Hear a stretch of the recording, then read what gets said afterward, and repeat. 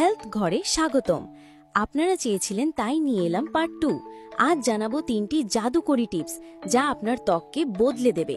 Tips number 1, টমেটোর জাদু। কিভাবে করবেন? একটি পাকা টমেটো অর্ধেক করে কেটে মুখে আলতো করে 5 মিনিট ঘষুন, তারপর জল দিয়ে ধুয়ে ফেলুন। কি উপকার? এটি ত্বককে রোদে পোড়া কালচে ভাব দূর করে এবং তাৎক্ষণিক একটা উজ্জ্বল আভা এনে দেয়। Tips number 2, coffee scrub. কিভাবে করবেন?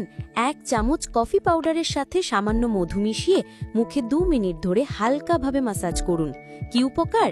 এটি ত্বকের মরাকোষ তুলে ফেলে, ত্বককে মসৃণ করে এবং রক্ত সঞ্চালন বাড়িয়ে সতেজ করে তোলে।